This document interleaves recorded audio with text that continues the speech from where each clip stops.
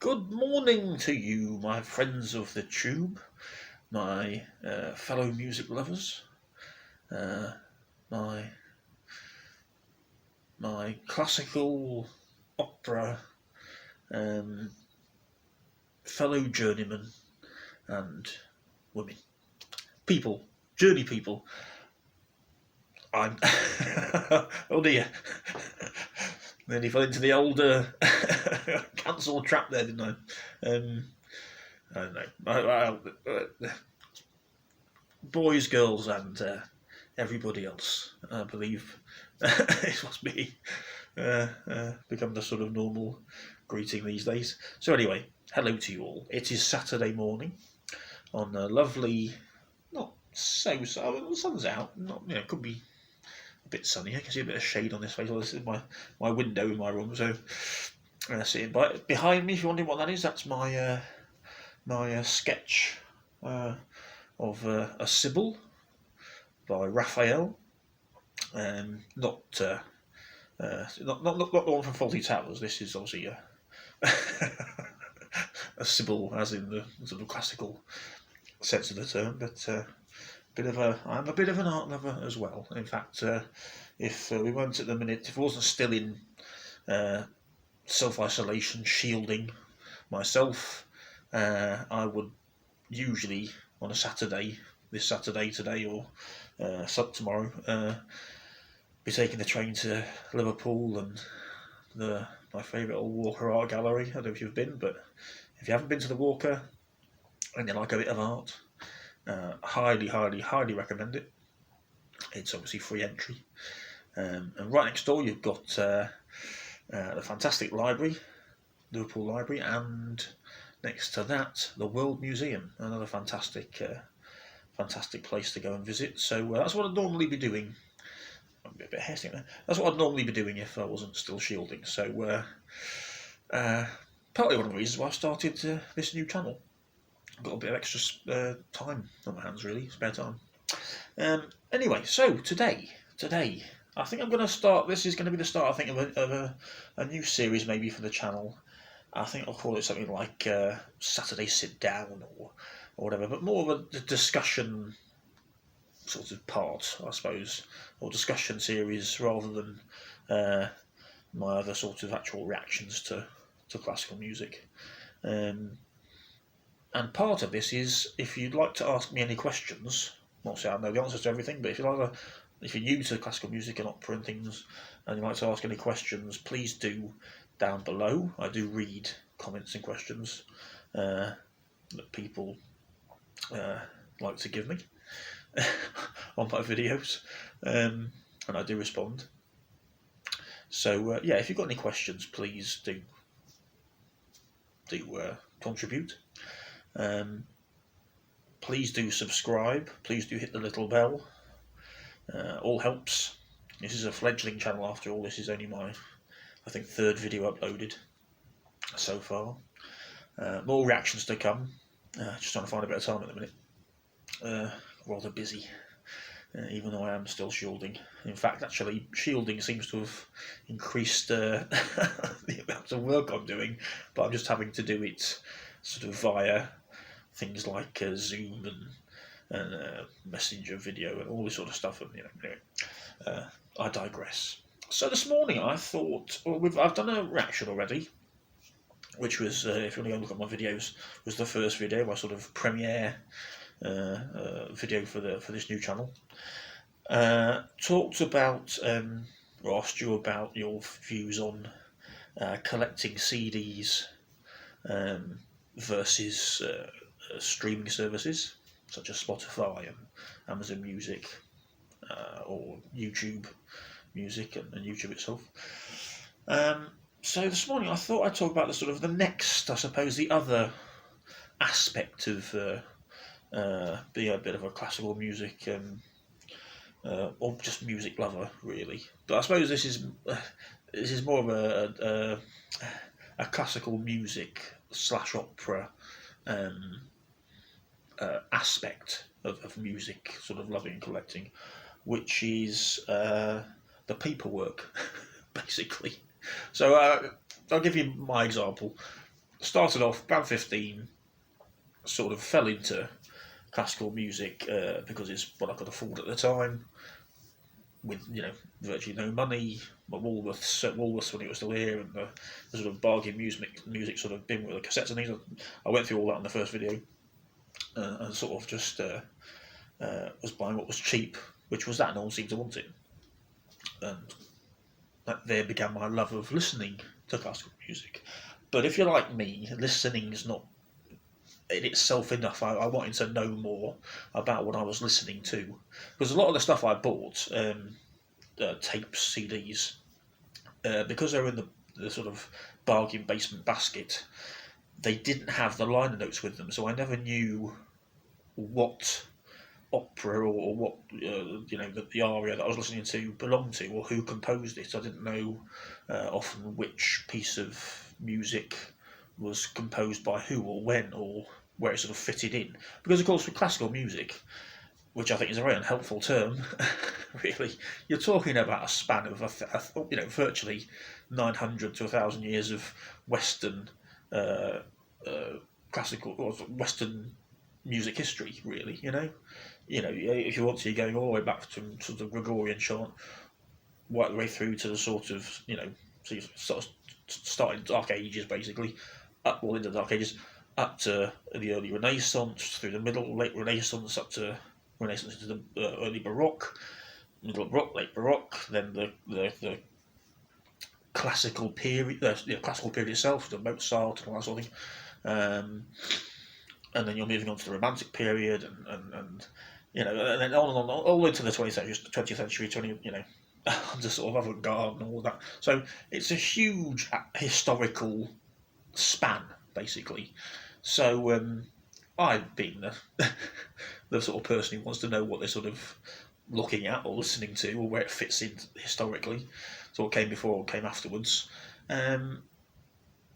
Started to try and do this. Now, back then,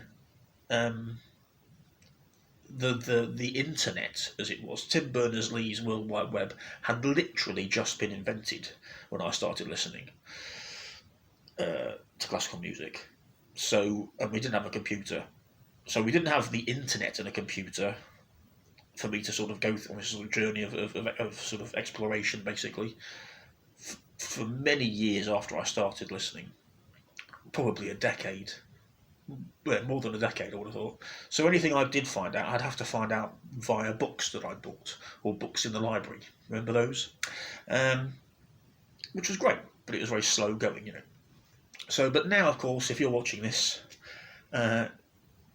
you're in luck, in a sense, because you have the music itself and resources to music via the streaming sort of sites and apps, and your phone and Facebook, but also with the internet and the World Wide Web, you've got all the context and information like that at your fingertips.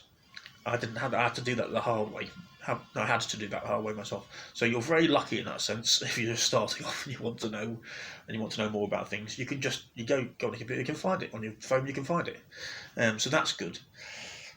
But there are still, if you want to, if you're like me and you want to take it a step further, and you think to yourself, well, I've been listening to it, I've been finding out about it, I've been reading about it and the history and the composers and all of this sort of stuff, and what was going on at the time when this was music was being written. So, for example, Beethoven's probably a very good example. His famous Third Symphony, the Eroica, of course, is heavily tied in to what was going on politically and militarily, especially where he was living at the time, with Napoleon and the Napoleonic Wars. And Eroica was famously written in homage to Napoleon himself originally. And then, of course, the story famously about Beethoven, once he'd written it,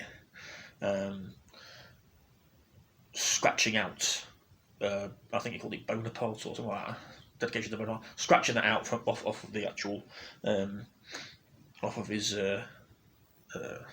sheet music, the copy of what the music he'd written, when he'd found out that Napoleon had made himself, anointed himself emperor, because Beethoven up to that point had sort of thought and believed that Napoleon was a sort of a hero of I suppose working people, was there to tear up the sort of the structures of class and nobility and all this sort of stuff, and serfs and all of that, but obviously not. So it is a lot of it. Some classical music isn't, and some is, particularly later.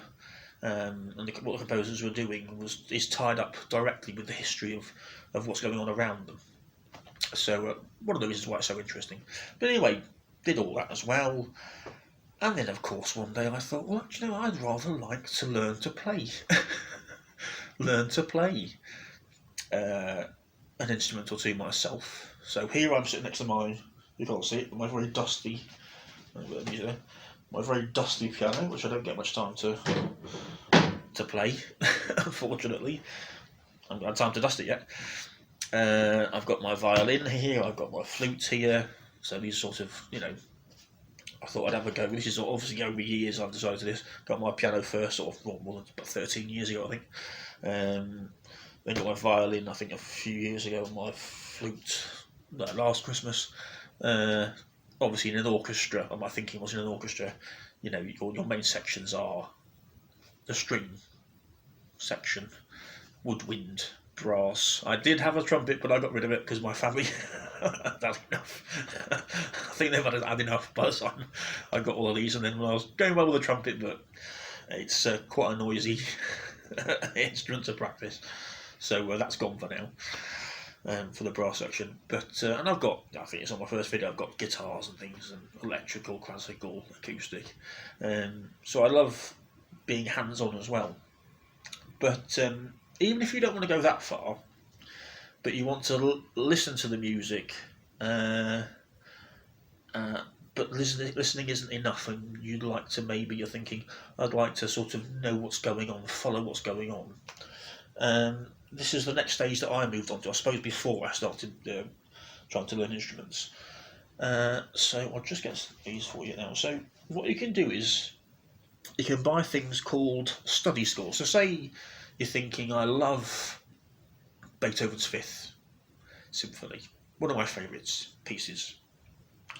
I'd like to sort of see how that was constructed, how Beethoven wrote it, and what the musicians I'm listening to are playing, what the conductor's looking at or remembering when he's conducting. Well, you're in luck. You can do that.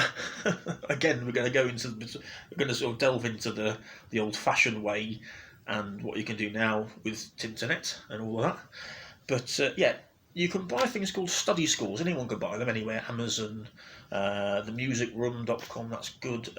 Boozy and Hawks. I'm trying to think. There's quite a few. Presto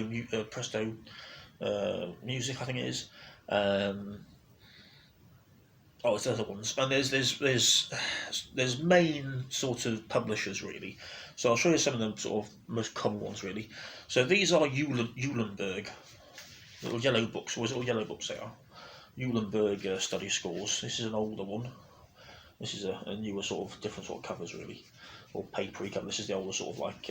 You find it. I got this in a second-hand shop, music shop in Liverpool. Not much money, about 50p or something.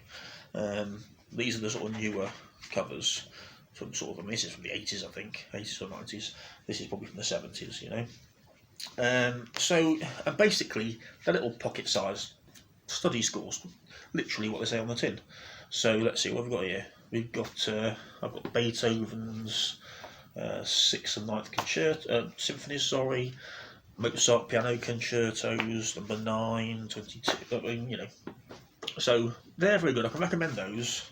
There's Beethoven's 9th for you. It's quite a thick one, basically.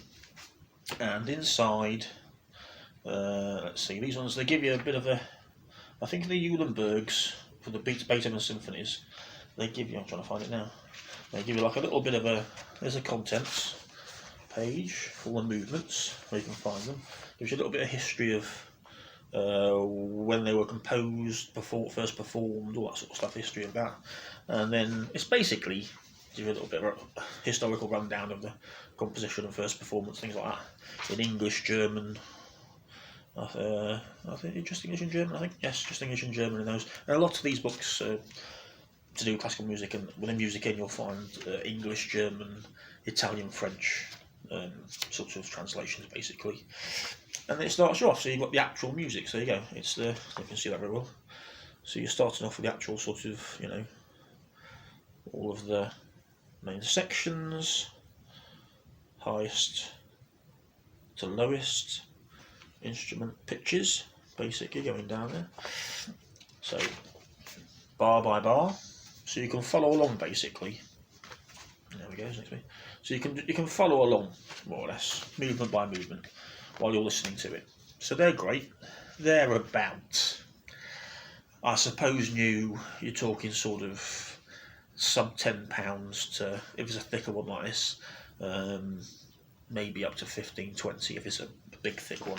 You're talking about a sort of £10 range really, brand new off of Amazon or something. A few years back, Eulenberg brought out these ones, which is sort of a newer series, a bit bigger than the littler ones. These ones have a CD at the back, so you can actually listen to the CD if you want to. Obviously these don't have the music with them. These you just stream it or something on your phone, and that you can listen along with your headphones, which is great. But again, same sort of thing, just a little bit bigger. There's the music there, So that's those. That's Eulenberg. Very good, well priced, nice and cheap. You can get them second hand. Like I say, if you got a second hand sort of bookstore, music store around you, near you. I think the first two I picked up, which was the years ago, which were the Beethoven 6 and 9 symphonies, I found in an old Oxfam shop, which was here. It's gone now. Anyway, so then you've got this is another Beethoven series from Bärenreiter. Same sort of thing, a little bit bigger, a little bit nicer. This one's a bit more expensive, a little bit nicer paper, grade paper, very nice. I can't really see there, but quality printing there, bit better quality than Eulenberg, but again costs a little bit more. That's part of the actual series, so you can get all sorts of all 9 symphonies there. That's very good, Bärenreiter. Breitkopf and Hartel, of course, as well. Breitkopf, they do them. And then we come on to... So that's sort of things like symphonies and orchestral music and things like that. Looking at there. For these, if you're a piano player like me, or a flute player, or violin, and you're looking for sort of concertos for those instruments, solo music in particular, we've got the wonderful, absolutely wonderful, sorry it's a bit dusty this one, Henle Verlag study scores, there you go. So there's Bach's partitas for piano. These are probably double the price new of Eulenberg really, but they're very good quality, high quality. The study scores like these are the Beethoven, all of the Beethoven piano concertos, all 5. But the study scores like these from Eulenberg, show them properly. Yeah, they're probably about double the price of. There we are. Those blue and yellow of the Eulenbergs, and they're identical inside to the full size. Music scores that you'll get for each instrument or concertos really. They're over there, I can't get them in a minute, but they're full size. They're blue again, lighter blue than this. Famously Henle do the sort of standard Beethoven piano sonatas, the 32 piano sonatas. Henle have sort of 2 volumes of about £30 each. The sort of standard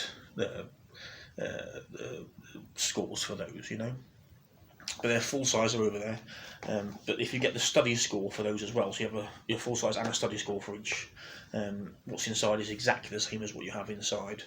the full-size score. So these are good to carry around with you if you want to sort of listen to them or have a read along on the train or the bus or whatever, or at work, with your headphones on and on your phone or whatever. So they're great. Now, of course, the step there, of course, is of course an iPad. Once I started to try and, started thinking about learning to play something, an instrument. Before that, I was already looking at the study schools, but I couldn't read music. I haven't had a formal music education at all. The schools I went to were in poor areas. They were poor schools. We didn't have music, unfortunately. We didn't have a proper concerted, thought through, well-run music sort of program in either school. So I've had to teach myself how to read music up to a point. So it's like anything. It's like when you learn to read. It's practice. You have to practice it. So if you're interested to that level and you'd like to sort of generally like to see what's being played, maybe you don't, but if you would, they're great things to get. They're really enjoyable to follow along. It's your favourite sort of piece. The more you read and the more you sort of become familiar with them, the easier that is to do. If you then start playing the piano or the violin or some other instrument, it helps because it's you've already done a lot of the hard work mentally of reading, understanding music. You can get things also, of course. Let me move these here. If you are already starting to play an instrument, just put those there. I've got a very small room, lots and lots of stuff. I can't fit into it, but here we are. So of course, if you're playing any instrument anyway, you're going to be, if you've got a teacher or not, you're going to be starting on things like music theory anyway. The different sorts of, I've got the grades here, ABRSM, all different grades, of music theory. And in these books, you're going to sort of learn about time signatures, different rhythms, all the stuff you need to know about based on basic